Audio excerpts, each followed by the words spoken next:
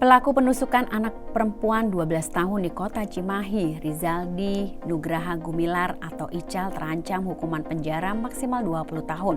Korban berinisial PS ditusuk Ical meninggal dunia di mana dirinya seusai pulang mengaji.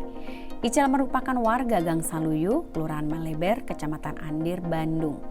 Diduga menjadi pelaku penusukan terhadap bocah berinisial PS. Sementara PS merupakan warga Jalan Mukodar, Kelurahan Ciberem, Kecamatan Cimahi Selatan, Kota Cimahi.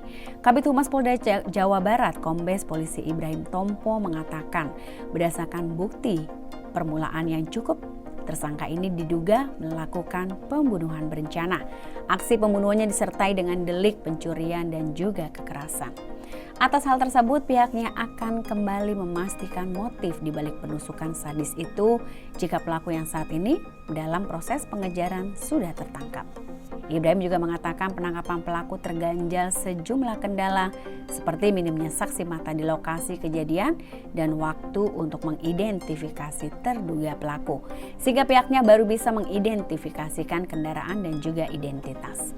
Atas perbuatannya, menurutnya pelaku bisa dijerat dengan pasal 340 JO 339, JO 338, JO 365 ayat 3 Undang-Undang Nomor 17 Tahun 2016 tentang perubahan kedua atas Undang-Undang Nomor 23 Tahun 2000.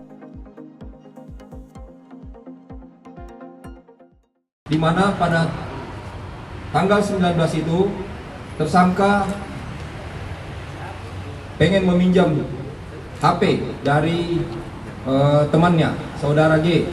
Namun oleh temannya tersebut diledek bahwa kamu ini sudah tahun 2022 masih belum juga punya HP, usaha dong.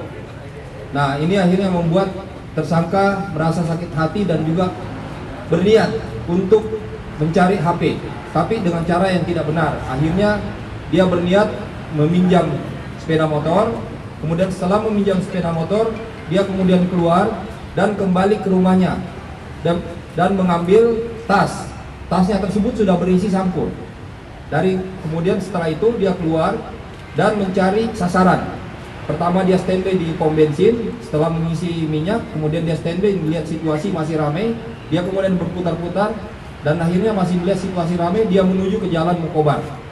Di Jalan Mukobar tersebut dia sempat berputar-putar. Ini juga relevansinya cocok dengan data yang kita temukan. Terlihat dalam CCTV, tersangka menggunakan sepeda motor ini berputar-putar di sekitar area TKP. Dan kemudian relevansi juga dengan hasil pemeriksaan bahwa tersangka kemudian mendapatkan dan melihat sasaran. 2 orang anak yang sedang berjalan, yang akhirnya dilihat 1 orang berjalan ke kiri, 1 orang berjalan lurus. Dia memilih jalan ke kiri tersebut karena dia memperhitungkan bahwa ini korban yang cukup lemah dan areanya sepi. Sehingga kemudian tersangka turun dan mengejar kepada korban. Pada saat dikejar tersebut, korban sempat lari. Namun kemudian begitu dekat langsung ditikam oleh tersangka. Setelah ditikam kemudian dilakukan penggeledahan terkait dengan tasnya, di mana akhirnya tidak ditemukan barang yang diharapkan tersebut. Nah, kemudian dia menggeledah badan juga tidak ditemukan, namun korban akhirnya berteriak. Setelah berteriak minta tolong, akhirnya tersangka melarikan diri. Jangan lupa subscribe ya.